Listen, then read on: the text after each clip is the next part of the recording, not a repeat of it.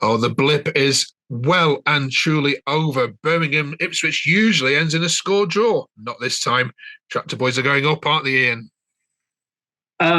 John, I'm just hanging on to Leeds United's tail, yeah, because they are absolutely blazing a trail of destruction. And if we can swim in their wake, nobody will notice us. We've already gone past Southampton. We just need Leicester to kind of start to wobble at the knees, and we'll be in there like a shout. So yeah, I think the automatics are certainly back on the table. Absolutely. I'm not saying we are going to get automatics, but they are certainly an option.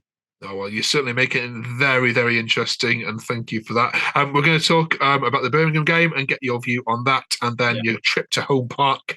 Not your favourite grounds, of course, to go to, certainly from last year's results. Anyway, we'll get your views on that as well. So welcome back to the Ipswich View. If you haven't yet subscribed to the channel, please do so below. We are looking for 1,000 subscribers before the end of March. Please help us do it. Iain, I know the rest of the team here massively deserve it, and we say thank you to those of you who already subscribed. First of all, Iain, well done to you and all the Ipswich Town fans who gave such a rousing reception to Tony Mowbray at the weekend. Obviously, a former player there. Credit to Ipswich. Yeah, Joe, he gained that really hard to get kind of legend status at Ipswich, and great respect for him as a player and a manager and a human being as well. And it was his goal at Wembley in the playoff final 24 years ago, and that cemented his place. And it was lovely, a really warming, on the 5th minute, in homage to the number 5 shirt he used to wear, to see everybody standing and clapping together with the Birmingham fans. And then all the fans together, 29,000, echoing, there's only one Tony Mowbray. So it shows that you can put differences aside when it comes to things like, a player's well-being and stuff, and a manager's well-being. Yeah, and you didn't concede early. In fact, quite the opposite. I turned around and I said to my wife, 17 minutes and we haven't gone down 1-0. What's this all about?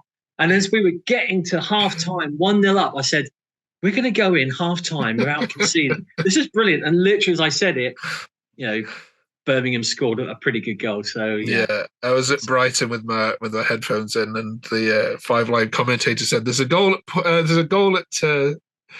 Portman Road." I was like, "Oh, still it. Birmingham scored," and no, it doesn't. All right. What did you make? What did you make of the game? Sure, it was a great atmosphere, really good crowd as well. But I was watching Birmingham, and I was quite disappointed in the way Birmingham played. They kept giving possession away, which made it so much easier for us. We weren't at our top game, but we were able to capitalise on the amount of times that Birmingham just lost possession. It was almost embarrassing at one point. Dubious goal to start the game. There's people saying it was offside when Conor Chaplin, took the ball and flicked it between his legs. But I've seen a couple of reviews from handheld videos from the Birmingham fans, and there is certainly a leg of a defender to play him onside. Now, that's my argument. But yeah, it was a good, well needed win. I think it now puts the blip, as we say, to bed, and we can start. I mean, that's 4 wins on the trot now. I think we've scored more goals than anybody in the last 30 days or something. Yeah, we won't mention the fact we've let quite a few in, but yeah, we haven't had a problem scoring goals since Kiefer Moore's put himself in the team. So yeah, let's say it was him.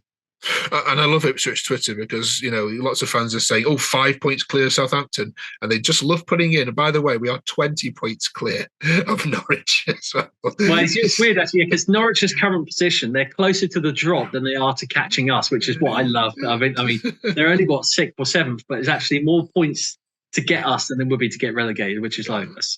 It just shows you the difference in the different parts of the table right now with these little groups. Yeah. So playoffs are assured. I think are we confident to say we are? You are absolutely. You are definitely 100%. Heading to the playoffs. Yeah. Okay. 100% playoffs. Do you know what? You just got to look at Leeds' form though. They were 9 points adrift, and suddenly there they are. A couple of games off Leicester. They're fantastic. Yeah. Fantastic. Yeah. I think they've got a tricky game this weekend, though. The Huddersfield are not going to be any pushovers. Okay, who's your man of the match then? On Saturday.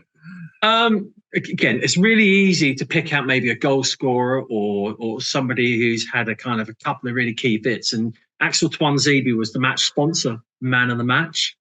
I kind of want to say Sam Morsey again because he does so much off the ball that maybe he doesn't get credit for.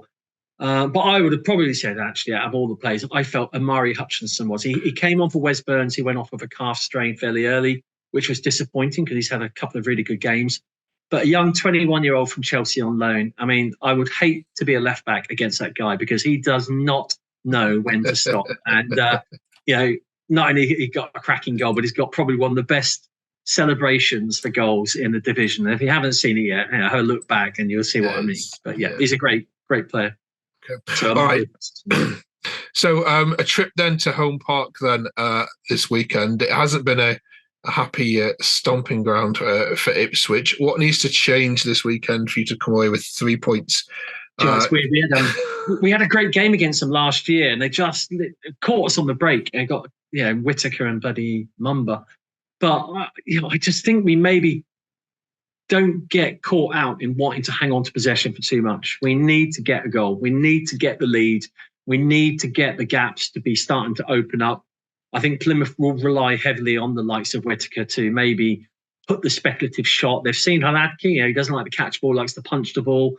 There are openings there at the back where they can put pressure on a couple of key players. So it'll be interesting who McKenna brings in, whether he sticks with Morsin Luongo, whether he looks to maybe bring Clark back in at right back. I think Twanzebe will stay there because that guy's got so much experience. And there may be a few subtle changes that, the untrained eye might not pick up. But I think certainly McKenna has a couple of options up his sleeve for how we can undo Plymouth. So score prediction then from Iain? Yeah, I think we've got to win. I think we can win. And I think Plymouth have always got a goal in them. So I'm going to go for a 2-1 away win for Ipswich. All right. Okay. Be the first time in many, many years. All right. Good luck. Safe journey, of course. Long way. Yeah, long drive. I got to sit up at, I think, 5:30 or something in the morning. And the Plymouth fans will have no sympathy because they do it all the time. Oh, of course not. No. They've just been to Sunderland and Middlesbrough in the last 3 weeks. So they'll have no sympathy for that. All right. Nice one. Thanks, Iain. Catching it. Cheers, everyone. Thank you.